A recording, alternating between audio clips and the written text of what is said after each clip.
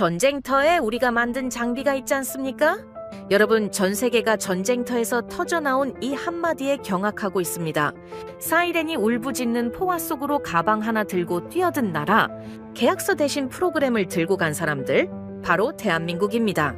그들이 테이블 위에 올려놓은 건 무기가 아닌 주권이었죠. 미국은 종속을 요구했고 프랑스는 오만하게 문을 걸어 잠갔을 때 한국이 던진 전략은 무엇이었을까요? 돈으로도 살 수 없었던 자주국방의 꿈을 실현해가는 대한민국의 소름 돋는 대역전극? 여러분, 뜨거워진 날씨만큼 대한민국 화이팅 댓글로 우리의 자주국방을 힘차게 응원 부탁드려요. 딱 1초만요. 좋아요와 구독 꾹 부탁드립니다. 뚫렸습니다. 방공 담당 장교의 목소리가 벙커 전체를 얼어붙게 만들었습니다. 새벽 3시 47분 아부다비 합동작전사령부 지하 벙커. 20명이 넘는 장교와 참모들이 대형 스크린 앞에 모여 있었지만 그 한마디 뒤로 아무도 숨소리조차 내지 못했습니다. 그때 뒤쪽에서 의자가 밀리는 소리가 났습니다. 왕실 안보보좌관이 자리에서 일어섰죠. 무기를 샀는데 버튼조차 누르지 못한다는 게 말이나 됩니까? 묘지처럼 조용해졌습니다. 장교 20여 명이 모여 있었지만 대답할 수 있는 사람은 아무도 없었습니다. 먼저 제 소개를 드려야겠습니다. 저는 타리크 알만수르입니다. UAE 국방획득청 부청장으로 일하고 있죠. 영국 샌드허스트 사관학교를 나왔고 미국 MIT에서 항공공학 석사를 땄습니다. 26년간 전투기를 사고 미사일 체계를 도입하고 세계 최고라는 무기상들과 협상 테이블에 앉아온 사람입니다. 그런 제가 단 한 번도 의심해 본 적 없는 게 있었어요. 돈을 충분히 내면 하늘은 안전하다는 것. 패트리엇 미사일, 조기경보 레이더, 최첨단 지휘통제 시스템까지 카탈로그에서 가장 비싼 것만 골라 사들였으니까요. 계약서에 서명할 때마다 저는 확신했습니다. 이 정도면 우리 하늘은 철벽이라고. 그 확신이 산산조각 나는데 채 1분이 걸리지 않았습니다. 경보가 울린 건 새벽 3시 42분이었습니다. 지휘통제실 대형 스크린 위쪽으로 붉은 점들이 찍히기 시작했죠. 하나, 둘이 아니었습니다. 수십 개가 동시에 나타났습니다. 탄도미사일, 순항미사일, 그리고 드론이 서로 다른 고도와 속도로 한꺼번에 밀려오는 복합 공격이었습니다. 현대전에서 가장 막기 어렵다고 교과서에서만 읽었던 바로 그 시나리오가 우리 하늘 위에서 벌어지고 있었던 거죠. 패트리엇이 발사됐습니다. 불꽃을 뿜으며 하늘을 갈랐고 첫 번째 표적과 부딪혔습니다. 화면에서 붉은 점 하나가 사라졌습니다. 두 번째도 세 번째도 맞았죠. 지휘통제실에 작은 안도의 숨소리가 퍼졌고 옆에 있던 장교가 낮은 목소리로 중얼거렸습니다. 맞고 있습니다. 되고 있습니다. 저도 고개를 끄덕였어요. 그 안도가 유지된 건 정확히 10초였습니다. 화면 하단 레이더가 잡지 못하는 영역에서 새로운 점들이 솟아오르기 시작했습니다. 저고도로 지면에 바짝 붙어 날아오는 순항미사일과 드론이었죠. 패트리엇은 높은 곳에서 떨어지는 탄도미사일을 잡도록 설계된 시스템이거든요.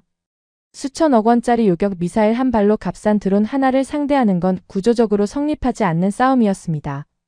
우리가 천문학적인 돈을 들여 만든 방공망에는 아래쪽을 볼 수 있는 눈 자체가 없었던 겁니다. 드론들이 레이더 사각지대를 정확히 파고들었습니다. 마치 우리 시스템의 빈틈을 처음부터 알고 있었다는 듯이. 경보가 다시 울렸지만 이번에는 아무도 막고 있습니다. 라고 말하지 못했습니다. 첫 번째 폭발이 기지 남쪽 경납고를 덮쳤고 그 안에 있던 전투기 2대가 그대로 불길에 휩싸였습니다. 한 대에 수천억 원짜리였지만 그 순간 돈을 떠올린 사람은 아무도 없었죠. 두 번째 폭발은 활주로 중앙이었고 세 번째는 연료 저장시설 근처를 덮쳤습니다. 벙커 안에서도 진동이 느껴졌고 천장에서 콘크리트 가루가 떨어졌습니다. 네 번째 폭발 직후 대형 스크린 오른쪽 모니터가 소리 없이 꺼졌습니다. 기지 남쪽 구역의 통신이 완전히 끊어졌다는 뜻이었죠. 방공 담당 장교가 헤드셋을 벗어 던지며 소리쳤습니다. 응답이 없습니다. 남쪽 구역 전체가 응답이 없습니다. 저는 그 검은 화면을 바라봤습니다. 26년간 협상하고 서명하고 도입해왔던 모든 것의 결과가 저 꺼진 모니터 안에 들어 있었습니다. 그런데 진짜 참혹한 건 따로 있었습니다. 폭발이 멈추고 긴급 피해 보고가 올라오는 사이 저는 도저히 이해할 수 없는 사실 하나와 마주했습니다. 경납고 북쪽에는 무사한 전투기가 남아 있었습니다. 미사일도 있었고 활주로 일부는 아직 사용이 가능했죠. 물리적으로 우리는 반격할 수 있는 상태였습니다. 그런데 반격할 수가 없었습니다. 전투기의 무장 시스템을 작동시키려면 제조국의 승인 코드가 필요했거든요. 미사일 발사 권한은 공급국 서버와 연동되어 있었고 비상 상황에서 독자적으로 판단하고 발사하는 것, 우리가 산 무기로는 그게 불가능한 구조였습니다. 작전 승인을 받으려면 시차가 다른 나라의 관료들이 회의를 열고 결재를 내려야 했죠. 지금 이 새벽에 미사일이 날아오는 바로 이 순간에 저는 참모장 옆으로 다가갔습니다. 반격 불가입니까? 참모장은 저를 똑바로 쳐다보지 못했어요. 시스템이 잠겨 있습니다. 승인 요청은 보냈지만 회신이 없습니다. 그 말을 듣는 순간 머릿속이 하얘졌습니다. 26년간 수십 건의 방산 계약을 따내면서 단 한 번도 이런 상황을 떠올린 적이 없었거든요. 계약서 어디에도 전쟁 중 사용 제한이라고 적혀 있지 않았습니다. 하지만 현실은 명확했습니다. 소스코드는 우리 손에 없었고 핵심 운용 권한은 바다 건너 그들의 서버에 있었습니다. 무기는 있는데 쓸 수 없다. 돈은 냈는데 결정권은 없다. 왕실 안보보좌관이 다시 입을 열었습니다. 이번에는 아까보다 훨씬 낮고 차가운 목소리였죠. 우리가 산 건 무기입니까? 아니면 허가증입니까? 아무도 대답하지 못했습니다. 저를 포함해서. 그날 밤이 끝나고 피해 집계가 올라왔습니다. 전투기 4대 파손, 경납고 2동 전소, 활주로 3구간 사용 불가. 숫자로 보면 그랬습니다. 하지만 진짜 무너진 건 따로 있었죠. 수조원을 들여 쌓아 올린 방공체계에 대한 신뢰, 돈이면 하늘을 살 수 있다는 오래된 확신, 그리고 우리가 강대국의 동등한 파트너라는 착각. 그날 새벽 그 모든 게 불탔습니다. 날이 밝고 긴급 안보회의가 소집됐습니다. 왕궁 지하 회의실에 군 수뇌부와 왕실 참모진이 모였죠. 테이블 위에는 피해 보고서가 놓여 있었고 아무도 그 종이를 먼저 펼치려 하지 않았습니다. 왕실 수석 참모가 입을 열었습니다. 솔직하게 말해봅시다. 우리는 무기만 산 게 아니라 하늘의 결정권까지 넘긴 겁니다. 전시작전 통제권이 우리한테 없는 거나 마찬가지 아닙니까? 회의실이 얼어붙었죠. 하지만 아무도 부정하지 못했습니다. 사실이었으니까요. 우리가 가진 무기의 핵심 작동 권한은 공급국이 쥐고 있었고 전쟁의 가장 급박한 순간에 우리 스스로 발사 여부조차 결정하지 못하는 구조였습니다. 돈을 내고 무기를 사면서 정작 전쟁을 치를 권리는 사지 못한 것이었죠. 국방장관이 무거운 목소리로 대답했습니다. 맞습니다. 하지만 지금 당장 대안이 있습니까? 미국 체계를 빼면 내일부터 우리 하늘을 지킬 수단이 없습니다. 그 말이 회의실을 짓눌렀습니다. 분노보다 더 견디기 어려운 감정이었어요. 대안이 없다는 것. 뚫린 줄 알면서도 같은 방패를 다시 들어야 한다는 것. 저는 그 자리에 앉아서 처음으로 느꼈습니다. 이건 군사 문제가 아니라 주권의 문제라는 걸. 우리는 하늘의 주인이 아니었습니다. 저는 회의실을 나서며 하늘을 올려다봤습니다. 동이 트고 있었지만 기지 남쪽에서는 여전히 검은 연기가 피어오르고 있었죠. 그 연기를 바라보면서 처음으로 생각했습니다. 우리는 방패를 산 게 아니었구나. 방패 모양의 청구서를 산 것이었구나. 그리고 그날 이후 모든 것이 바뀌기 시작했습니다. 공격이 끝난 직후 우리는 가만히 앉아있지 않았습니다. 즉시 행동에 나섰죠. 가장 먼저 연락한 곳은 프랑스였습니다. 우리에게 프랑스는 단순한 무기 공급국이 아니었어요. 수십 년간 함께 해온 전략적 파트너였고 우리가 가장 깊이 신뢰했던 나라였습니다. 라팔 전투기를 도입할 때도 프랑스를 선택한 건 성능만 보고 한 결정이 아니었죠. 그 뒤에는 오랜 외교관계와 왕실 간의 유대, 그리고 중동에서 프랑스가 보여준 일관된 태도가 있었습니다. 미국처럼 노골적으로 조건을 걸지 않는다는 점이 우리에게는 무엇보다 중요했거든요. 그래서 이번에도 프랑스라면 다를 거라고 생각했습니다. 공격을 당했고 방공망에 구멍이 뚫렸으니 긴급하게 최신 시스템을 요청하면 당연히 응해줄 거라고 믿었죠. 이번에는 확실하게 우리가 직접 통제할 수 있는 무기를 달라고 요구할 생각이었습니다. 파리 출장은 공격 이후 열흘 만에 성사됐습니다. 다소항공 본사 회의실이었죠. 천장이 5m는 되는 거대한 방이었고 벽마다 라팔 전투기 사진이 액자에 걸려 있었습니다. 유리창 너머로 에펠탑이 보였고 그 화려한 공간 한가운데 놓인 호두나무 원목 테이블 한쪽에 프랑스 측 8명, 반대쪽에 저를 포함한 UAE 대표단 6명이 마주 앉았습니다. 저는 단도직입적으로 꺼냈습니다. 이번 공격으로 우리 방공 체계의 한계가 드러났습니다. 최신 전자전 시스템과 통합 방공 솔루션이 필요합니다. 그리고 한 가지 더 소스코드 접근 권한을 요청합니다. 소스코드. 그건 무기의 두뇌에 해당하는 것이었습니다. 이걸 갖고 있어야 우리 상황에 맞게 시스템을 조정할 수 있고 전시에 독자적으로 운용할 수 있거든요. 지난번 공격 때 우리가 무기를 갖고도 쓰지 못했던 이유가 바로 이 소스코드를 우리가 갖고 있지 않았기 때문이었습니다. 프랑스 측 수석 대표가 서류를 넘기며 미소를 지었습니다. 여유로운 표정이었죠. 만수르 부청장님, 오랜 파트너십을 저희도 소중하게 생각합니다. 좋은 시작이었습니다. 하지만 그 미소가 끝까지 이어지진 않았어요.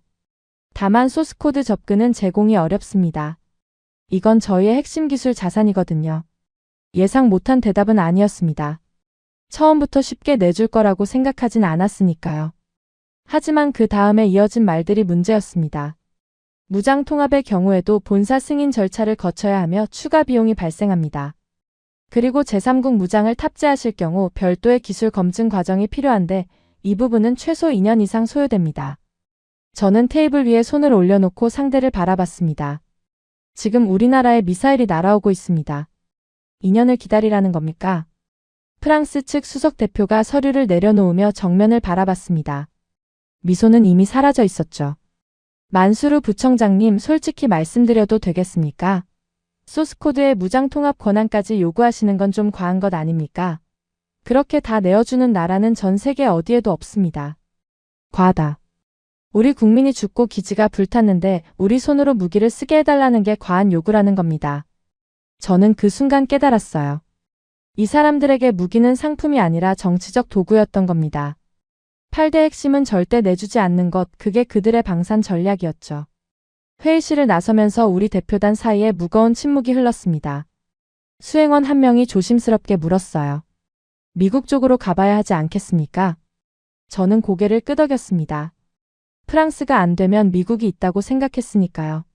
세계 최강의 군사력을 가진 나라, 그리고 F-35라는 5세대 스텔스 전투기를 만드는 나라. 이쪽이라면 확실한 해법을 줄 수 있을 거라고 기대했습니다. 워싱턴 협상은 파리보다 빠르게 잡혔습니다. 그만큼 미국도 우리의 상황을 주시하고 있었다는 뜻이었죠. 하지만 회의실에 들어서는 순간부터 분위기가 달랐습니다. 파리에서는 적어도 형식적인 미소라도 있었거든요. 워싱턴에는 그마저도 없었습니다. 미국 측 수석 협상관이 테이블 위에 서류 한 묶음을 놓으며 말했습니다. F-35 도입을 원하신다면 몇 가지 조건이 있습니다. 조건이라는 단어가 나온 순간 가슴이 철렁했습니다. 하지만 그 조건의 내용은 제가 상상한 것 이상이었어요. 운용 데이터는 실시간으로 미국 서버에 전송될 것. 정비와 부품 교체는 반드시 미국 측 인가 업체를 통할 것. 작전 운용 범위에 제한이 있으며 특정 상황에서는 사전 승인이 필요할 것. 저는 서류를 읽다가 멈췄습니다. 이건 무기 판매 계약서가 아니었습니다. 감시 계약서에 가까웠죠. 잠깐만요. 우리가 수조 원을 내고 사는 전투기인데 운용 데이터를 왜 미국에 보내야 합니까? 미국 측 협상관이 안경 너머로 저를 바라봤습니다. 그리고 아무런 감정 없이 대답했죠. 부청장님, 지금 상황에서 선택지가 있으십니까? 저는 참지 못하고 되물었습니다. 이건 동맹국에 대한 태도입니까? 미국 측 협상관이 서류를 정리하며 담담하게 대답했죠. 부청장님, 솔직히 말씀드리면 UAE가 이 프로그램의 1순위는 아닙니다. 지금 이 자리가 열린 것만으로도 워싱턴에서는 상당한 배려를 한 겁니다. 배려. 수조원을 들고 찾아온 고객에게 자리를 만들어준 게 배려라는 겁니다. 그건 거래가 아니라 협박이었습니다. 돈을 내는 쪽이 을이고 무기를 준 쪽이 갑인 세계. 방산이라는 이름을 달고 있었지만 본질은 지배 구조 그 자체였습니다. 저는 서류를 덮었습니다. 손이 떨렸지만 아무도 눈치채지 못하게 테이블 아래로 내렸죠. 프랑스는 기술을 내주지 않았고 미국은 기술 대신 종속을 요구했습니다. 방향은 달랐지만 결론은 같았어요. 어느 쪽을 선택하든 우리는 하늘의 주인이 될 수 없었습니다. 워싱턴을 떠나는 비행기 안에서 저는 창밖을 바라봤습니다. 26년간 협상 테이블에 앉으면서 저는 언제나 자신 있었습니다. 돈이 있으니까요. UAE는 원하는 건 무엇이든 살 수 있는 나라라고 생각했습니다. 하지만 그 돈으로 살 수 없는 게 있었습니다. 자주권. 우리 하늘을 우리가 지킬 수 있는 권리. 그건 카탈로그에 없었고 어떤 계약서에도 가격이 적혀 있지 않았습니다. 수행원이 옆자리에서 태블릿을 들고 조심스럽게 말을 꺼냈습니다. 부청장님, 분석팀에서 신규 보고서가 올라왔습니다. 그런데 좀 특이사항이 있어서 꼭 확인해 보셔야 할 것 같습니다. 특이사항이라는 말에 고개를 돌렸죠. 그날 밤 교전 기록을 재분석한 건데 패트리엇 로그에 없는 요격 기록이 하나 나왔습니다. 저희도 처음에는 오류인 줄 알았는데 3번을 돌려봐도 동일한 결과가 나옵니다. 저는 별 기대 없이 화면을 받아들었습니다. 피해 현황 레이더 로그 요격 기록. 이미 수십 번 본 데이터들이었죠. 그런데 보고서 마지막 페이지에서 시선이 멈췄습니다. 분석팀이 한 줄을 빨간색으로 표시해 놓았더군요. 미확인 요격 기록 1건. 패트리엇 체계와 무관한 별도 시스템에 의한 격추 추정. 저는 그 문장을 2번, 3번 읽었습니다. 패트리엇이 아닌 다른 무언가가 그날 밤 우리가 놓친 표적을 잡았다는 뜻이었습니다. 우리 방공망이 포기한 영역에서 정체불명의 시스템이 격추에 성공한 겁니다. 그 시스템의 이름이 보고서 하단에 적혀 있었습니다. 천궁2. 한국이었습니다. 솔직히 말씀드리면 그 이름이 처음 나왔을 때 저는 진지하게 받아들이지 않았습니다. 방산시장에서 26년을 보낸 사람에게 한국이라는 나라는 특정한 위치에 있었거든요. 가성비 좋은 무기를 만드는 나라, 미국과 유럽 기술을 잘 조립하는 나라, 나쁘지 않지만 최전선은 아닌 나라. 그게 제가 알고 있던 한국이었습니다. 그런 나라의 방공 시스템이 그날 밤 우리 패트리엇도 놓친 표적을 격추했다고요? 저는 믿지 않았습니다. 아부다비로 돌아오자마자 분석팀을 불렀습니다. 회의실 테이블 위에 그날 밤의 교전 기록 전체를 펼쳐놓았죠. 레이더 로그 요격 궤적 피해 지점 좌표까지 한 장 한 장 다시 들여다봤습니다. 분석팀장이 스크린 앞에 서서 설명을 시작했습니다. 부청장님, 이 부분을 보시죠. 새벽 3시 51분 패트리엇 체계가 추적을 포기한 적어도 표적이 하나 있었습니다. 고도 약 50m, 속도 마하 0.8 수준의 순항미사일이었습니다. 화면에 붉은 선이 하나 그려졌습니다. 패트리엇의 추적선은 중간에서 끊겨 있었죠. 레이더가 잡다가 놓친 겁니다. 저고도로 파고드는 표적 앞에서 시스템이 판단을 포기한 것이었습니다. 그런데 이 표적이 기지 북동쪽 12km 지점에서 소멸합니다. 격추된 거죠. 저는 고개를 갸웃했어요. 패트리엇이 놓았는데 뭐가 잡았다는 겁니까? 분석팀장이 화면을 전환했습니다. 패트리엇 체계의 것이 아닌 다른 주파수 대역의 레이더 로그가 나타났죠. 이 구간에서 독립적인 추적 신호가 감지됩니다. 주파수 패턴을 역추적한 결과 천궁2 체계의 다기능 레이더와 일치했습니다. 천궁2. 우리가 시험 배치 목적으로 소량 도입해둔 한국산 중거리 지대공 미사일 체계였습니다. 솔직히 당시에는 큰 기대 없이 들여온 것이었어요. 미국과의 관계에서 약간의 협상 카드로 쓸 수 있을까 하는 정도의 판단이었죠. 실전에서 주력으로 쓸 생각은 전혀 없었습니다. 그런데 그 시스템이 패트리엇이 포기한 표적을 잡았다는 겁니다. 확실합니까? 3번 돌렸습니다. 데이터 오류 가능성은 배제했습니다. 저는 그 자리에서 결정을 내렸습니다.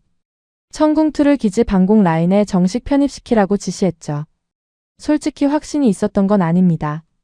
데이터 한 건으로 수조원짜리 방공 체계를 재편하는 건 도박에 가까웠으니까요. 참모진의 반응도 예상대로였습니다. 부청장님, 천궁2는 시험 배치 장비입니다. 검증이 끝나지 않은 체계를 실전 라인에 넣는 건 위험하지 않겠습니까? 맞는 말이었습니다. 하지만 저는 되물었죠.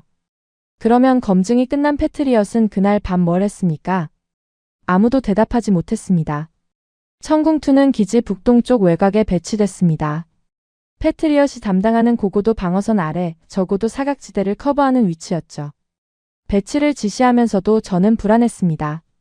한 번의 성공이 두 번째를 보장하지는 않으니까요. 그리고 나흘 뒤 새벽이었습니다. 다시 경보가 울렸습니다. 지휘 통제실로 뛰어들어갔을 때 스크린에는 또다시 붉은 점들이 찍히고 있었죠. 이번에도 복합 공격이었습니다. 탄도미사일 4발이 고고도에서 내려오고 있었고 그 뒤를 따라 순항미사일과 드론이 저고도로 밀려들고 있었습니다. 패트리엇이 먼저 반응했습니다. 고고도 탄도미사일을 향해 요격 미사일이 올라갔고 첫 발이 명중했습니다. 두 번째도 맞았죠. 하지만 세 번째는 빗나갔습니다. 그리고 저고도 영역에서는 이전과 똑같은 상황이 벌어지기 시작했습니다. 패트리엇의 레이더가 지면 근처의 표적들을 하나씩 놓치기 시작한 겁니다. 지휘 통제실에 긴장이 감돌았습니다. 장교들의 얼굴이 하얗게 질렸죠. 또 뚫리는 건가? 그 생각이 모든 사람의 얼굴에 써 있었습니다. 그때였습니다. 스크린 하단에 새로운 추적선이 나타났습니다. 천궁2의 다기능 레이더가 가동을 시작한 겁니다. 패트리엇이 놓친 적어도 순항미사일 하나를 천궁의 레이더가 물고 늘어졌습니다. 추적선이 표적을 따라 움직이며 점점 가까워지고 있었죠. 지휘통제실이 숨을 죽였습니다. 요격 미사일 발사. 추적선과 표적의 붉은 점이 겹쳤습니다. 그리고 표적이 사라졌습니다. 잠깐의 정적 뒤에 누군가 낮은 목소리로 말했습니다. 격추. 하지만 끝이 아니었습니다. 뒤따라오던 드론 2대가 여전히 접근하고 있었거든요. 고도 30m 레이더 반사 면적이 극도로 작은 소형 드론이었습니다. 패트리엇으로는 상대할 수 없는 표적이었죠. 천궁2의 레이더가 다시 움직였습니다. 이번에는 동시에 2개의 추적선이 화면에 나타났습니다. 다중 표적 동시 추적. 첫 번째 드론을 향해 요격 미사일이 발사됐고 거의 동시에 두 번째 표적에 대한 추적이 유지되고 있었습니다. 첫 번째 드론이 사라졌습니다. 3초 뒤 두 번째 드론도 스크린에서 소멸했습니다. 지휘 통제실에 짧은 함성이 터졌습니다. 저는 의자 팔걸이를 잡은 손에 힘이 풀리는 걸 느꼈어요. 전파 방해가 걸린 상황에서 패트리엇이 포기한 적어도 영역에서 천궁2가 순항미사일 한 발과 드론 2대를 연속으로 격추한 겁니다. 한 번은 우연일 수 있습니다. 하지만 두 번째는 아니었죠. 이건 실력이었습니다. 저는 분석팀장을 돌아보며 말했습니다. 한국 측 자료를 전부 가져오십시오. 천궁2뿐만 아니라 한국이 지금 개발하고 있는 방산 프로그램 전체를 보고 싶습니다. 분석팀장이 눈을 약간 크게 뜨며 되물었죠. 전체를요? 전체입니다. 그날부터 저는 한국 방산에 대한 자료를 파기 시작했습니다. 읽으면 읽을수록 놀라운 것들이 나왔어요. 한국은 단순히 무기 한두 개를 잘 만드는 나라가 아니었습니다. 지대공 미사일부터 전투기, 장갑차, 자주포, 함정, 잠수함까지 거의 모든 영역에서 독자 개발을 추진하고 있는 나라였습니다. 더 놀라운 건 미국의 기술 지원으로 시작해서 하나씩 쌓아 올렸다는 겁니다. 하지만 기쁨도 잠시 현실적인 문제가 고개를 들었습니다. 천궁2가 실전에서 성과를 냈지만 그건 기존에 장전되어 있던 미사일과 설정값으로 거둔 결과였죠. 다음 교전을 위해 시스템을 재설정하고 미사일을 재장전하려면 운용 소프트웨어에 접근해야 했는데 우리 기술진만으로는 한계가 명확했거든요. 교전 데이터를 분석해서 레이더 알고리즘을 최적화하는 것, 현지 환경에 맞게 추적 파라미터를 조정하는 것, 이런 작업에는 천궁2를 설계한 사람들의 손이 필요했습니다. 기술팀장이 보고서를 들고 찾아왔습니다. 부청장님, 천궁2의 교전 성과를 다음에도 재현하려면 운용 알고리즘 업데이트가 필수적입니다. 사막 환경의 열간서 패턴, 이 지역 특유의 전파 굴절 조건을 반영해야 하거든요. 그런데 이건 저희 인력으로는 불가능합니다. 불가능하다니요? 시스템 핵심 코드에 접근할 수 있는 건 한국 측 엔지니어뿐입니다. 현장에 와서 직접 작업해야 하는 수준이에요. 아니면 기술 알고리즘 일부를 넘기거나 둘 중 하나입니다. 그들이 응할까요? 저는 창밖을 바라봤습니다. 전쟁은 계속되고 있었고 다음 공격이 언제 올지 아무도 몰랐습니다. 천궁2는 두 번의 교전에서 증명해 보였지만 세 번째를 위해서는 한국의 기술자들이 직접 와야 한다는 뜻이었죠. 문제는 이곳이 전쟁터라는 것이었습니다. 미사일 경보가 수시로 울리는 공군 기지에 외국 기술자를 불러들인다는 게 과연 가능한 일인지. 그리고 설령 요청한다 해도 한국이 그걸 받아들일지. 저는 수행원에게 말했습니다. 한국 측에 연락하십시오. 기술 이전 또는 현장 기술 지원이 가능한지 타진해 봅시다. 수행원이 잠시 망설이다 물었죠. 지금 이 상황을 솔직하게 말합니까? 그래야죠. 전쟁 중인 기지에 와달라는 요청입니다. 숨길 수 있는 게 아닙니다. 저는 의자에 앉아 두 손을 깍지 끼었습니다. 프랑스는 문을 닫았고 미국은 족쇄를 내밀었습니다. 그리고 지금 우리는 전쟁터 한복판에서 한국이라는 나라에 전화를 걸려 하고 있었죠.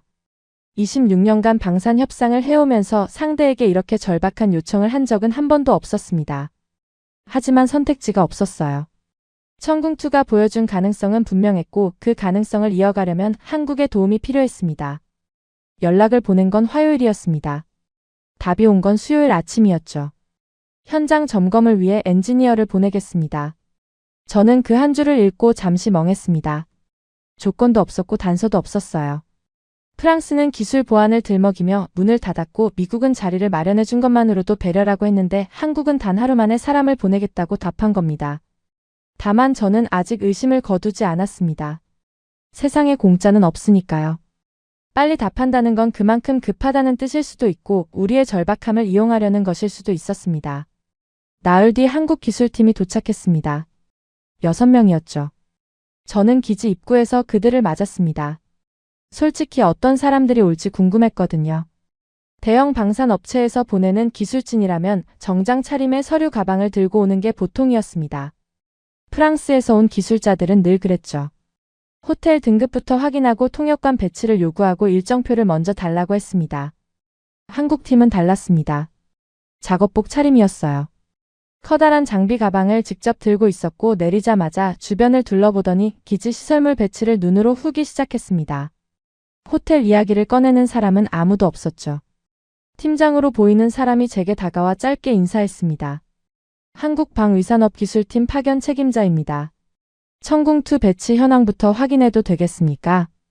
악수를 나눈 지 30초도 안 돼서 장비 이야기를 꺼내는 사람은 처음이었습니다. 저는 속으로 조금 놀랐지만 내색하지 않고 안내했죠.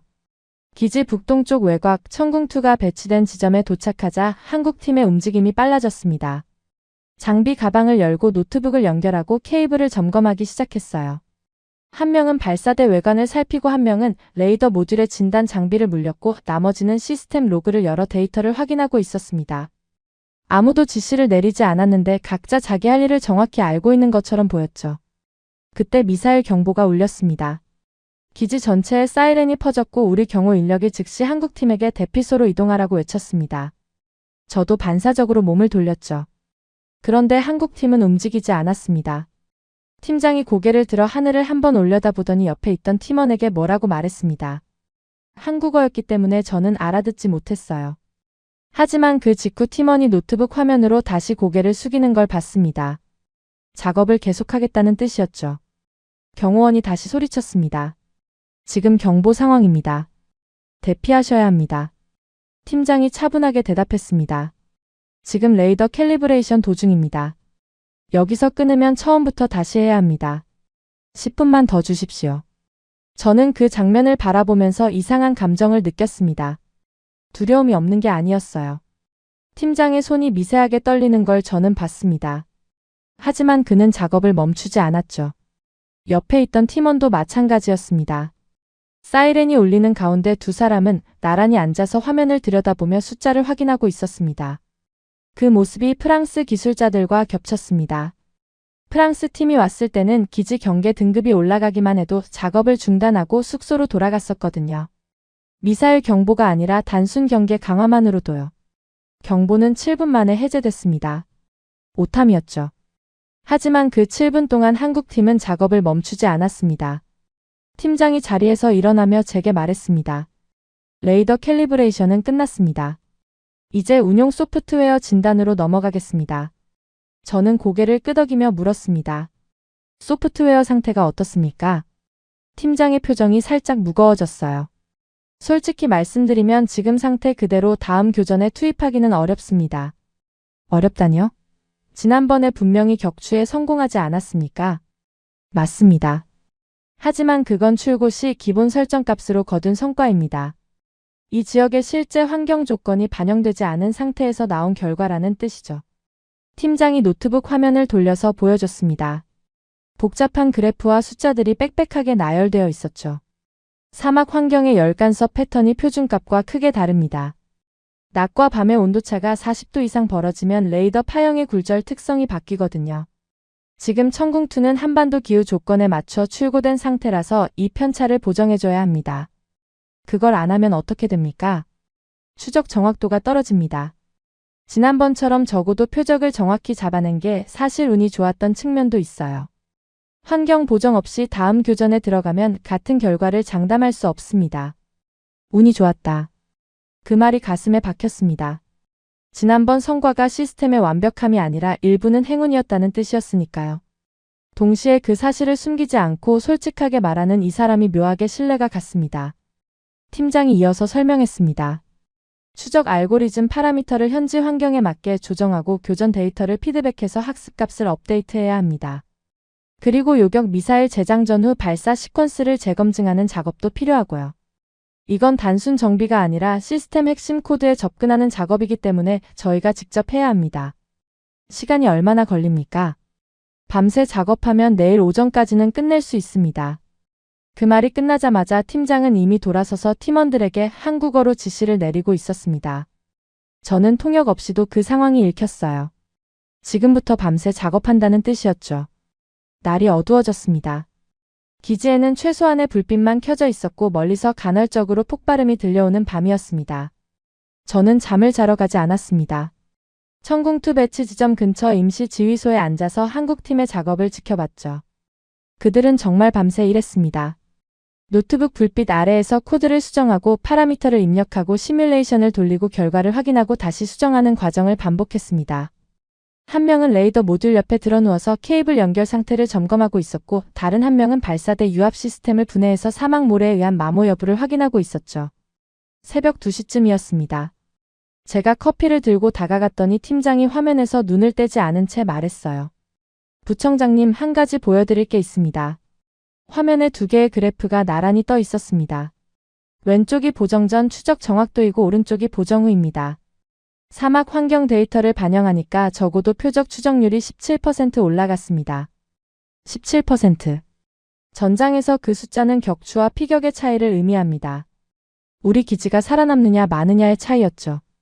저는 그 화면을 보면서 문득 프랑스 회의실이 떠올랐습니다. 천장 높이 5m 벽에 걸린 라팔 사진, 에펠탑이 보이는 유리창. 그 화려한 공간에서 그들은 그렇게 다 내어주는 나라는 없다고 했죠.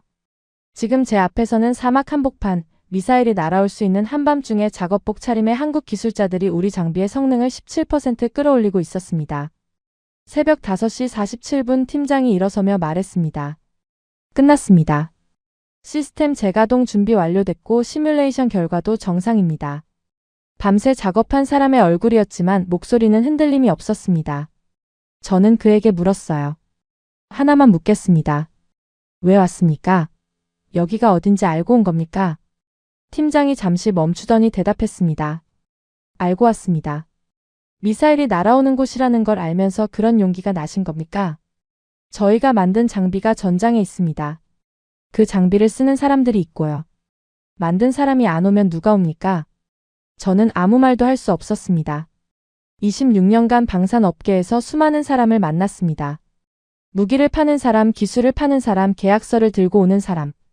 하지만 전쟁터에 직접 들어와서 자기가 만든 장비 앞에 앉는 사람은 처음이었습니다. 프랑스는 기술 보안을 이유로 회의실 문을 닫았습니다. 미국은 종속 조건을 내밀며 감사하라고 했죠. 한국은 전쟁터로 사람을 보냈습니다. 계약서가 아니라 공구 가방을 들고. 그 순간 저는 깨달았습니다. 이 사람들은 우리를 고객으로 보고 있지 않다는 것을. 무기를 팔고 끝나는 관계가 아니라 같은 전장에 서 있는 동료로 여기고 있다는 것을. 동이 트고 있었습니다. 사막 위로 붉은 해가 올라오기 시작했고 천궁2 발사대 위에 아침 햇살이 내려앉았습니다. 한국팀은 장비를 정리하며 서로 한국어로 뭔가를 주고받고 있었죠. 피곤한 기색이 역력했지만 표정은 담담했습니다. 저는 임시 지휘소로 돌아가면서 처음으로 이런 생각을 했습니다. 우리가 찾고 있던 건 어쩌면 최고의 무기가 아니라 최고의 파트너였을지도 모른다고. 천궁2가 실전에서 증명해 보인 이후 우리 내부에서는 근본적인 질문이 올라오기 시작했습니다. 개별 장비 하나로 하늘을 지킬 수는 없다는 것, 우리에게 필요한 건 체계 전체를 새로 짜는 일이라는 것. 방공망만이 아니었습니다. 전투기, 무장통합, 정비자립, 그리고 우리가 한 번도 가져본 적 없는 것. 기술 주권. 저는 한국 측에 공식 협상을 요청했습니다. 이번에는 천궁2 추가 도입이 아니었어요. 우리가 원하는 모든 것을 테이블 위에 올려놓을 생각이었죠. 화상회의가 잡혔습니다. 아부다비 국방부 보안회의실과 서울을 연결하는 화상이었죠. 우리 쪽은 저를 포함해 4명이었고 한국 쪽은 방위사업청 관계자와 업체 실무진까지 합쳐서 7명이 화면에 나타났습니다. 저는 인사를 마치자마자 본론으로 들어갔습니다. 더 이상 돌아갈 시간이 없었거든요. 오늘 저희가 무기 추가 구입과 관련해 협의 요청드리는 건 4가지입니다. 화면 너머 한국 측 표정이 약간 긴장하는 게 보였습니다. 당연하겠죠. 이전까지 우리가 한국에 요청한 건 천궁2 정비 지원 정도였으니까요. 첫째, 소스코드 접근 권한. 우리 기술진이 직접 시스템 핵심 코드에 접근하고 수정할 수 있으면 합니다. 적었습니다. 프랑스가 과한 요구를 하며 일축했던 바로 그 조건이었죠. 둘째, 무장 통합 권한. 우리가 보유한 다른 무기 체계와 한국 장비를 자유롭게 연동할 수 있어야 합니다. 미국이 별도 승인 필요라며 벽을 세웠던 조건이었습니다. 셋째, 현지 생산. 우리 땅에서 우리 인력으로 직접 생산할 수 있는 구조를 원합니다. 이건 어떤 나라에도 요구해 본 적 없는 조건이었어요. 무기를 사는 게 아니라 무기를 만드는 능력 자체를 달라는 뜻이었으니까요. 넷째, 공동 개발. 차세대 체계를 함께 설계하고 함께 만들겠다는 겁니다. 네 가지를 다 꺼내놓고 나니 제 옆에 앉은 수행원이 살짝 긴장하는 게 느껴졌습니다. 솔직히 저도 긴장했어요. 이건 사실상 방산 협상에서 구매자가 요구할 수 있는 최대치였거든요. 프랑스는 첫 번째 조건에서 문을 닫았고 미국은 두 번째까지 듣지도 않았습니다. 네 가지를 한꺼번에 꺼낸 건 거절을 각오한 것이었죠. 화면 너머 한국 측이 잠시 서로를 바라봤습니다. 작은 목소리로 뭔가를 나누는 게 보였어요. 한국어였기 때문에 내용은 알 수 없었습니다. 10초쯤 지났을까요? 한국 측 수석 대표가 화면을 정면으로 바라봤습니다. 표정이 바뀌지 않았습니다. 놀라지도 않았고 당황하지도 않았어요. 가능합니다. 저는 잠시 그 말을 이해하지 못했습니다. 지금 뭐라고 하셨습니까? 네 가지 모두 검토 가능하다고 말씀드렸습니다. 옆에 있던 수행원이 제 팔을 살짝 건드렸습니다. 저도 놀랐다는 뜻이었겠죠. 하지만 저는 그보다 한국 측 대표의 표정이 더 인상적이었어요. 놀라운 제안을 받아들이는 표정이 아니었습니다. 이미 예상하고 있었다는 듯한 차분함이었죠. 다만 한 가지 말씀드리고 싶은 게 있습니다. 여기서 조건이 나오는구나 저는 직감적으로 생각했습니다. 프랑스도 미국도 늘 이 지점에서 하지만이라는 말을 꺼냈으니까요. 저희가 드리는 건 무기가 아닙니다. 예상 밖의 말이었습니다. 저희는 주권을 드리는 겁니다. 회의실이 조용해졌습니다. 제 옆에 있던 사람들도 화면 너머 사람들도 아무도 말하지 않았어요. 저는 그 문장을 머릿속에서 다시 한번 되짚었습니다. 주권을 드린다. 26년간 방산 협상을 해오면서 수천 번의 제안을 듣고 수만 장의 계약서를 읽었습니다.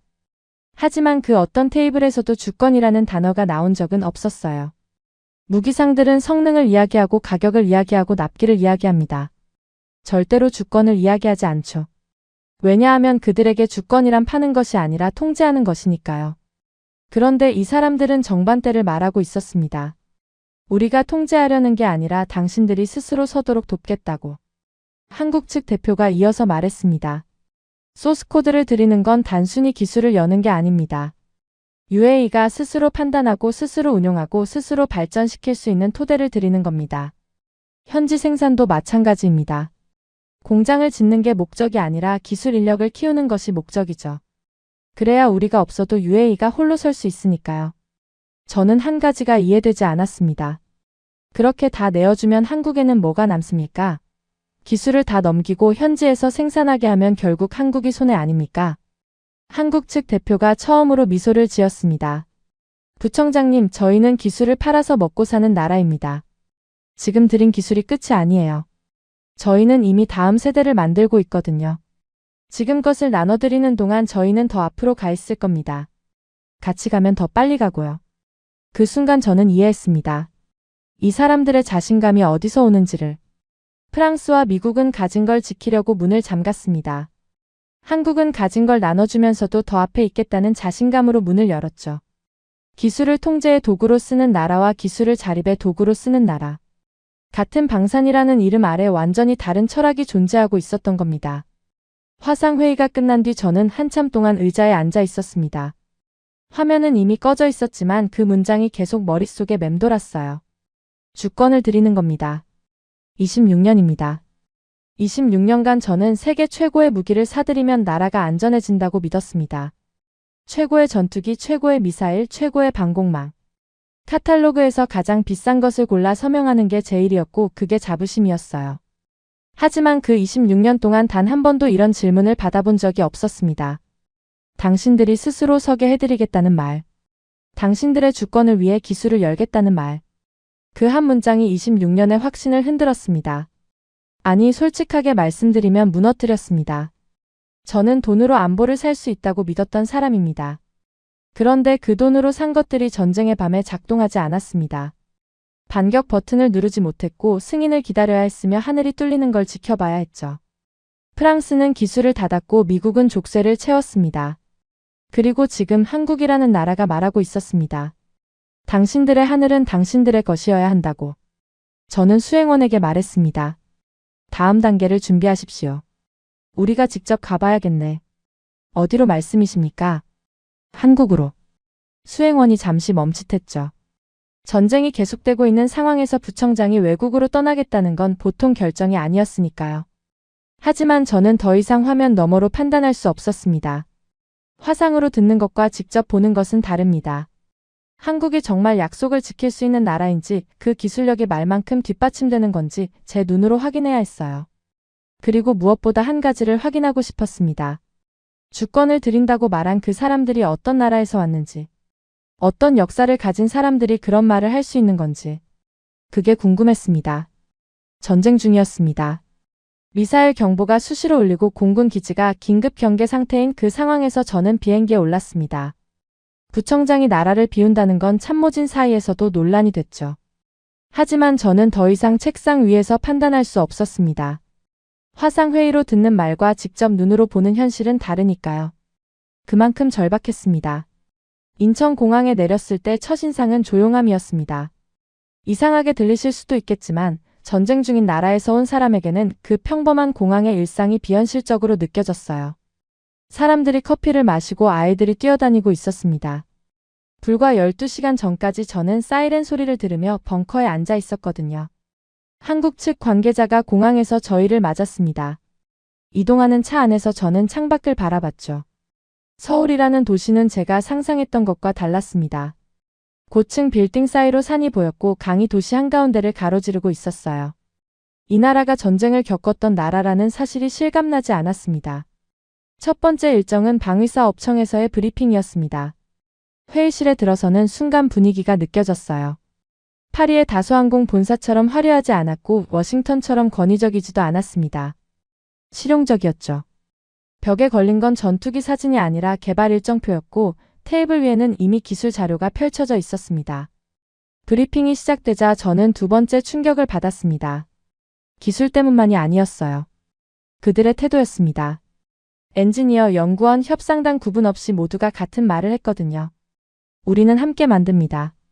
프랑스에서는 우리 기술입니다 라고 했고 미국에서는 우리 조건입니다 라고 했습니다.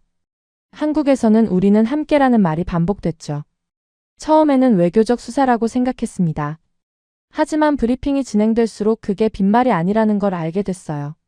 한국의 방산 체계는 개방형 아키텍처 구조로 설계되어 있었습니다. 쉽게 말하면 다른 나라의 무기와 자유롭게 연동할 수 있도록 처음부터 열려있는 구조라는 뜻이죠. 프랑스와 미국의 시스템은 자기들 것끼리만 연결되게 잠겨 있었거든요. 제3국 무장을 붙이려면 별도 승인에 별도 비용에 수년이 걸렸습니다. 한국은 그 반대였어요. 상대국이 원하면 무장을 자유롭게 통합할 수 있도록 설계 단계에서부터 열어놓은 겁니다. 기술 이전 구조도 달랐습니다. 단순히 완제품을 넘기는 게 아니라 생산기술, 정비기술, 운용교범까지 패키지로 제공하는 것이 한국의 수출 전략이었죠. 현지에 공장을 세우고 현지 인력을 교육해서 결국에는 그 나라가 스스로 만들고 스스로 고칠 수 있게 하겠다는 겁니다. 저는 브리핑 도중에 한국 측 담당자에게 물었습니다. 이렇게까지 열어주면 나중에 우리가 독자적으로 발전시켜서 한국 제품이 필요 없어질 수도 있지 않습니까? 담당자가 웃으며 대답했어요. 그게 저희의 목표입니다. UAE가 스스로 걸을 수 있게 되는 것. 다만 그때쯤이면 저희는 이미 다음 세대를 만들고 있을 겁니다. 그러면 그때 또 같이 하자고 하시겠죠. 그 자신감이 어디서 오는 건지 궁금했습니다. 그래서 저는 요청했죠. KF-21을 보고 싶습니다. KF-21. 한국이 독자 개발하고 있는 4.5세대 전투기였습니다. 자료로는 봤지만 직접 본 적은 없었어요. 솔직히 반신반의했습니다. 미국도 유럽도 수십 년이 걸리는 전투기 개발을 한국이 해내고 있다는 게 쉽게 믿어지지 않았거든요. 다음 날 저희는 사천으로 이동했습니다. 한국항공우주산업 공장이 있는 곳이었죠. 경납고 문이 열리는 순간 저는 발걸음을 멈췄습니다. KF-21이 거기 있었습니다. 사진이 아니라 실물이었어요. 조립이 완료된 기체가 경납고 안에 서 있었고 그 옆에서 기술자들이 점검 작업을 하고 있었습니다. 저는 가까이 다가가서 기체를 올려다봤습니다. 곡선과 직선이 만나는 동체의 설계가 인상적이었어요. 스텔스 형상을 적용한 외형이었는데 미국의 F-35와는 또 다른 독자적인 디자인이었습니다. 안내를 맡은 한국 측 관계자가 설명했죠. 42개월간 1600회가 넘는 시험 비행을 단 한 건의 사고 없이 완료했고 양산 1호기가 이미 출고됐습니다. 이미 날고 있다. 계획이 아니라 현실이었습니다. 이 전투기의 가장 큰 특징은 개방형 임무 컴퓨터 구조입니다. 다양한 무장을 운용국이 자유롭게 통합할 수 있도록 설계했습니다. 프랑스 라팔이 제3국 무장 통합에 2년이 걸린다고 했던 말이 떠올랐죠. KF-21은 처음부터 그 문제가 생기지 않도록 만들어진 전투기였습니다. 저는 기체 앞에 서서 한참을 바라봤어요. 그러다 한 가지 사실이 떠올랐습니다. 근데 이 전투기 원래 인도네시아와 공동 개발 아니었습니까? UAE가 이걸 도입할 때 그 문제는 괜찮습니까? 안내 관계자의 표정이 살짝 어두워졌습니다. 맞습니다. 인도네시아가 개발 분담금을 제때 납부하지 못하면서 상당 기간 불확실한 상태가 이어졌습니다. 그래서 어떻게 했습니까? 멈추지 않았습니다. 그 한마디가 가슴에 박혔어요. 파트너가 흔들려도 저희는 계획을 바꾸지 않았습니다. 부족한 비용은 자체적으로 충당하고 일정은 그대로 유지했죠. 전투기 개발은 한번 멈추면 다시 시작하는데 몇 배의 비용과 시간이 들거든요. 멈출 수 없었습니다. 저는 그 말을 들으면서 경납고 안을 다시 둘러봤습니다. 수천 명의 기술자들이 몇 년간 매달려 만든 결과물이 여기 서 있었습니다. 파트너가 빠져도 포기하지 않고 자기 돈으로 자기 힘으로 끝까지 밀어붙여서 하늘에 띄운 전투기. 프랑스는 기술을 닫았고 미국은 조건을 걸었습니다. 하지만 한국은 파트너가 떠나도 혼자서 만들어냈어요. 그 집요함과 실행력. 그건 돈으로 살 수 있는 게 아니었습니다. 사천을 떠나는 차 안에서 저는 수행원에게 물었습니다. 한국이 전투기 개발을 처음 시작한 게 언제입니까? T-50 경공격기부터 치면 약 30년 전으로 거슬러 올라갑니다. 그 전에는 미국산 전투기를 면허 생산하는 것부터 시작했다고 합니다. 면허 생산에서 시작해서 독자 전투기를 하늘에 띄우기까지 30년. 그 사이에 얼마나 많은 시행착오와 거절과 좌절이 있었을지. 그런데 이 나라는 해냈습니다. 저는 창밖으로 지나가는 한국의 풍경을 바라보면서 결심이 굳어지는 걸 느꼈습니다. 프랑스도 미국도 우리에게 보여준 건 완성품이었습니다. 사세요. 조건은 이겁니다. 라는 거래였죠. 한국이 보여준 건 달랐어요. 과정이었습니다. 아무것도 없는 데서 시작해서 하나씩 쌓아 올린 과정. 그리고 그 과정을 함께 하자는 제안. 저는 고개를 돌려 수행원에게 말했습니다. 이 나라라면 끝까지 갑니다. 수행원이 조용히 되물었죠.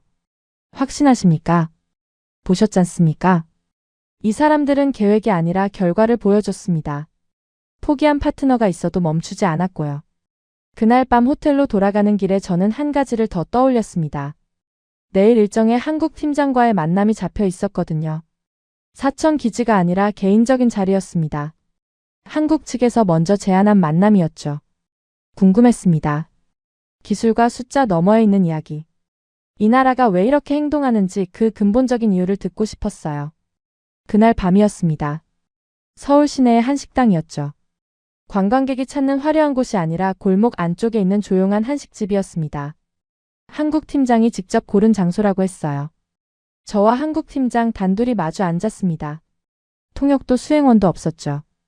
팀장은 영어를 유창하게 했고 저 역시 샌드허스트 시절부터 영어에 불편함이 없었으니 굳이 사람을 더 둘 필요가 없었습니다.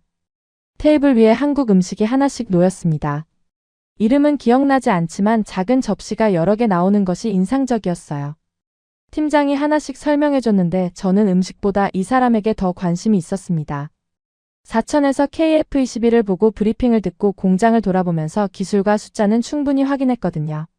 제가 아직 이해하지 못한 건 그 너머에 있는 것이었습니다. 저는 단도직입적으로 물었습니다. 왜 이렇게까지 하십니까? 팀장이 젓가락을 내려놓았어요. 잠시 말이 없었습니다. 창밖을 한번 바라보더니 다시 저를 향해 고개를 돌렸죠. 저희 아버지 세대 이야기를 해도 되겠습니까? 저는 고개를 끄덕였습니다. 저희 아버지 세대는 우리 손으로 만든 총 한 자루가 없었습니다. 그 말이 조용히 내려앉았습니다. 총 한 자루. 저는 UAE의 무기 창고를 떠올렸어요. 수조 원어치의 전투기와 미사일과 방공 시스템이 가득한 그곳을.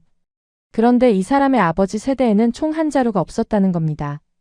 1950년에 전쟁이 터졌을 때 우리 군인들은 미국이 준 소총을 들고 싸웠습니다.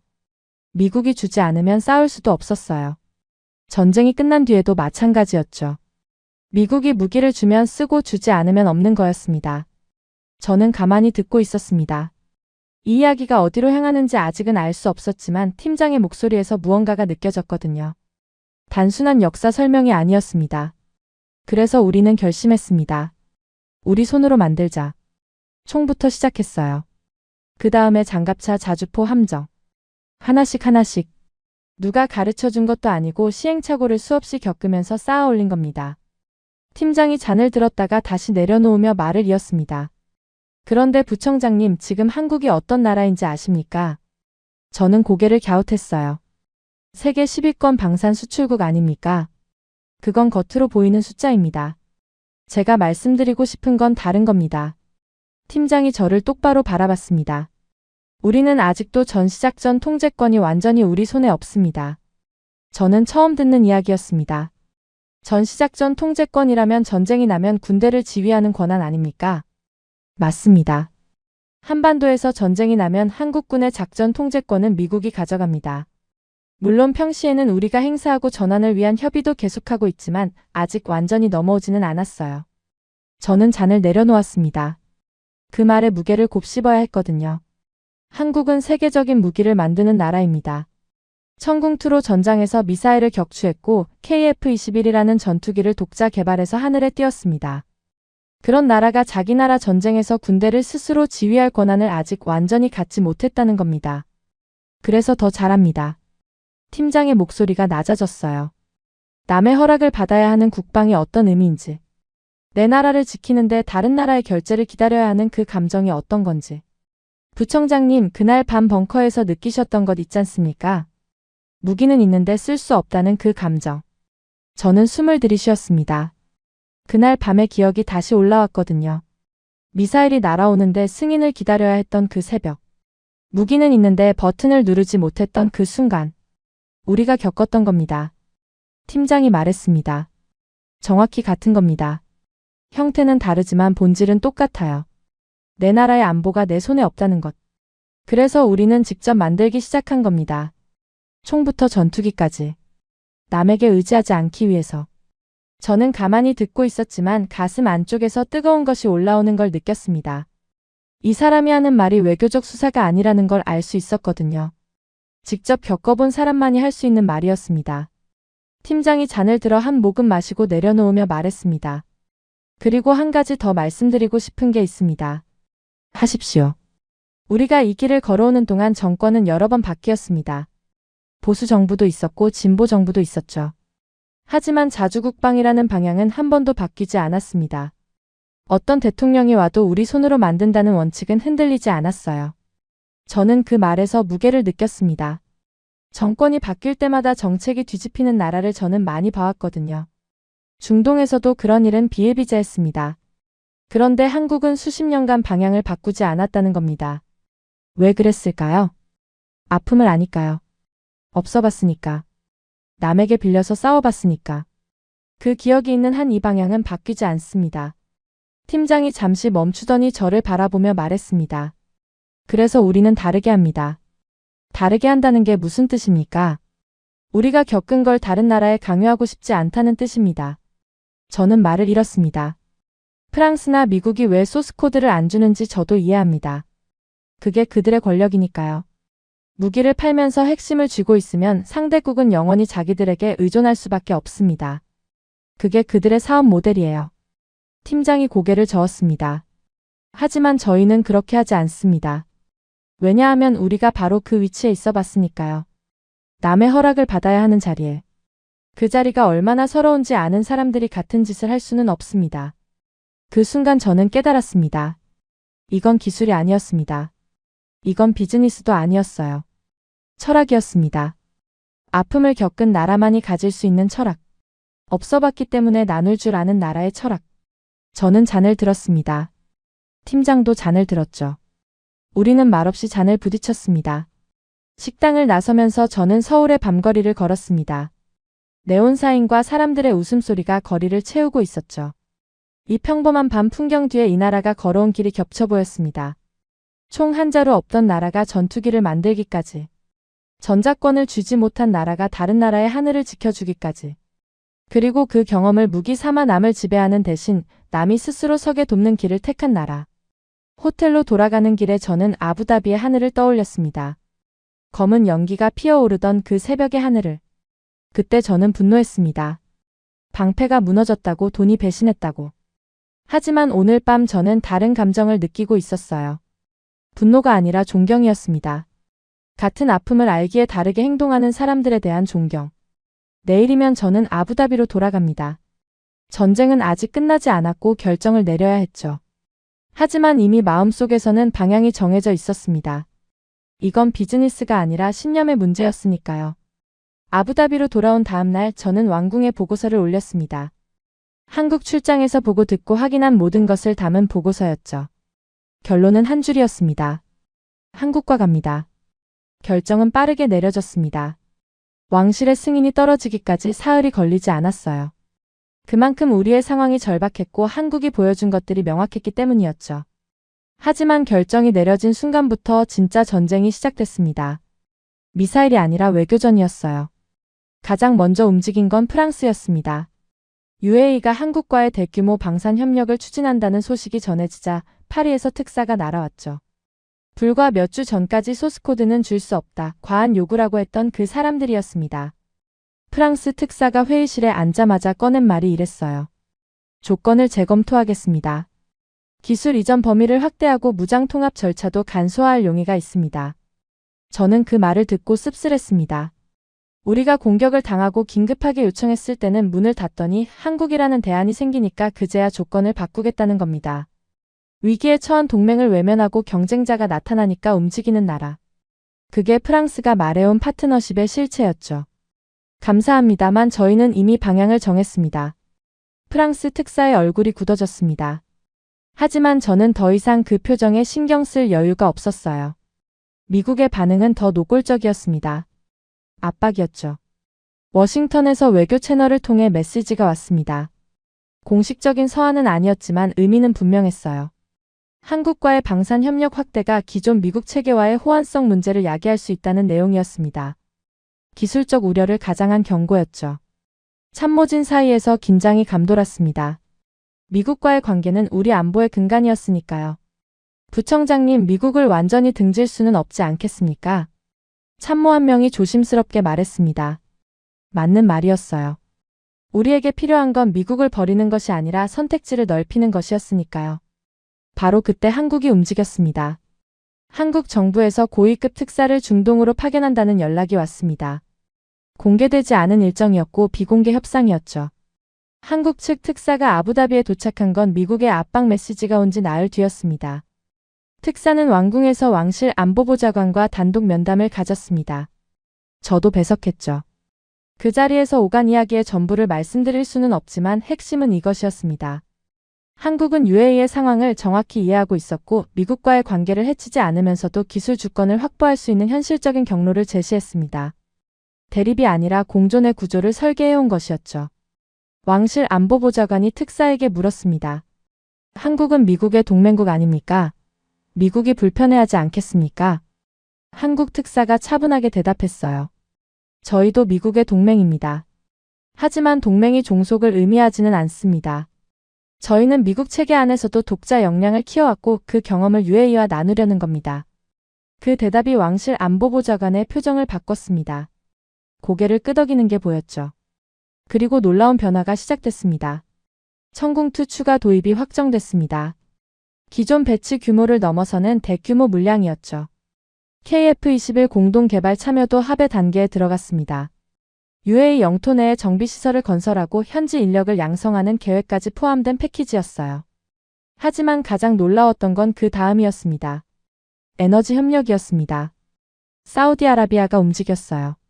한국에 대한 원유 공급을 최우선 등급으로 전환하겠다는 의사를 전달해온 겁니다. 수억 배럴 규모의 장기 계약 논의가 시작됐고 긴급 물량은 즉시 선적 지시가 내려졌습니다. 저는 그 소식을 듣고 자리에서 멈췄습니다.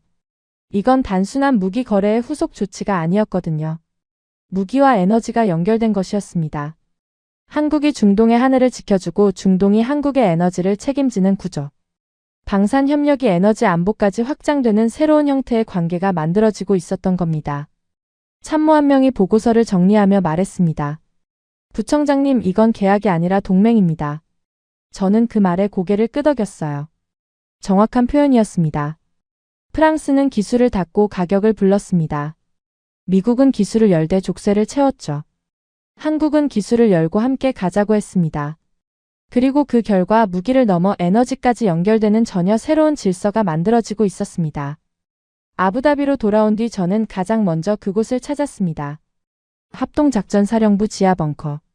몇 달 전 새벽 3시 47분에 뚫렸습니다. 라는 한마디가 울려 퍼졌던 바로 그 장소였죠. 지휘통제실 대형 스크린 앞에 섰습니다. 화면이 달라져 있었어요.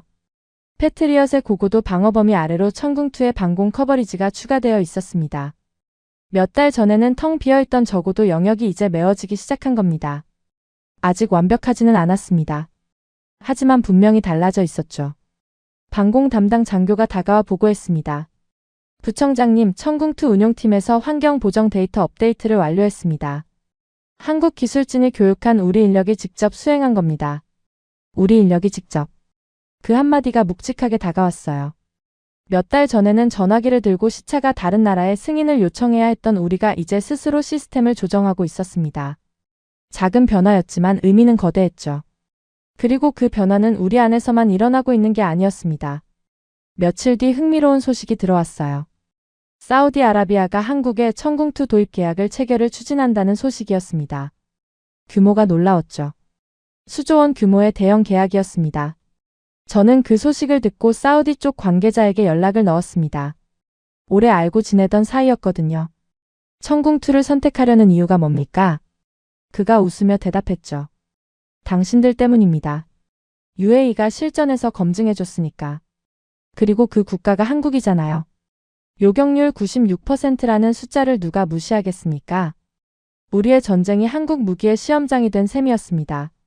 씁쓸할 수도 있는 이야기였지만 저는 다르게 받아들였어요. 우리가 피로 검증한 그 성능이 주변국의 선택을 바꾸고 있었으니까요. 사우디는 거기서 멈추지 않았습니다. 한국에 대한 원유 공급 우선순위를 조정하기 시작했다는 이야기가 업계에 돌았어요. 장기 공급 계약 논의가 물밑에서 진행되고 있었고 긴급 물량의 선적 속도도 빨라졌다는 겁니다. 무기와 에너지가 연결되고 있었습니다. 한국이 중동의 하늘을 지켜주고 중동이 한국의 에너지를 책임지는 구조. 누가 설계한 것이 아니라 신뢰가 만들어낸 자연스러운 흐름이었죠. 이라크에서도 움직임이 있었습니다. 천궁2 도입을 위한 예산 승인이 내각을 통과했다는 보도가 나왔어요. 걸프 지역 전체가 같은 방향으로 움직이기 시작한 겁니다. 패트리엇 하나에 의존하던 중동의 방공 구조가 근본적으로 바뀌고 있었죠. 저는 사무실에 앉아서 이 흐름을 지켜보며 생각했습니다. 불과 몇 달 전만 해도 우리에게는 선택지가 없었어요. 프랑스는 기술을 닫았고 미국은 족쇄를 내밀었으며 우리는 뚫린 하늘 아래 서서 어디로 가야 할지 몰랐습니다. 그런데 지금은 달랐습니다. 우리뿐만 아니라 사우디가, 이라크가, 걸프 전체가 새로운 선택지를 갖게 된 겁니다. 그 시작점에 한국이 있었고 그 한국을 처음 선택한 건 우리였죠. 어느 날 저녁 퇴근길에 저는 차를 세우고 하늘을 올려다봤습니다. 아부다비의 밤하늘이었어요. 몇 달 전 그 하늘에서 미사일이 쏟아졌고 기지가 불탔고 저는 벙커에서 무력하게 서 있었습니다. 그날 밤 저는 방패를 샀다고 믿었지만 실은 청구서를 산 것이었다고 생각했었죠. 하지만 오늘 밤 그 하늘 아래에는 천궁2가 서 있었습니다. 우리 인력이 운용하고 우리가 직접 데이터를 조정하는 시스템이었어요. 아직 갈 길이 멀었습니다. KF-21 공동 개발은 이제 시작 단계이고 현지 생산 시설은 설계 중이며 완전한 기술 자립까지는 수년이 더 걸릴 겁니다. 하지만 방향은 정해졌습니다. 그리고 그 방향을 정한 건 프랑스도 미국도 아닌 우리 자신이었죠. 26년간 저는 세계에서 가장 비싼 무기를 사들이면 나라가 안전해진다고 믿었습니다. 그 믿음은 틀렸어요. 무기가 중요한 게 아니라 그 무기를 쥔 손이 누구의 것인지가 중요했던 겁니다. 한국이라는 나라가 가르쳐준 건 기술이 아니었습니다. 주권의 의미였죠. 내 나라의 하늘을 내 손으로 지킨다는 것. 남의 허락이 아니라 내 결정으로 싸운다는 것. 총 한 자루 없던 나라가 전투기를 만들었고 전자권을 쥐지 못한 나라가 다른 나라의 하늘을 지켜줬습니다. 그리고 그 아픔을 아는 나라였기에 우리에게 종속이 아닌 자립을 내밀었죠. 저는 하늘을 올려다보며 혼잣말처럼 중얼거렸습니다. 우리는 더 이상 허락을 기다리지 않는다. 돈이면 다 된다고 믿던 협상가가 주권의 의미를 깨달은 것. 그게 이야기의 전부입니다. 하지만 이야기는 여기서 끝나지 않습니다.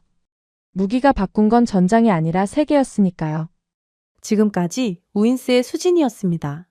오늘도 끝까지 함께 해주셔서 정말 감사합니다. 수진이랑 우인스 다음에도 함께 해요. 오늘도 행복한 하루 되세요. 사랑합니다. 우인스 우리들의 이야기 작은 꿈도 커지는 이 순간 웃으며 함께 나가요 모두의 마음이 크게 울려요. 당신만의 감동 이야기가 늘 당신 곁에서 따뜻한 순간으로 남길 바랍니다. 다음에도 따뜻한 이야기로 다시 찾아올게요.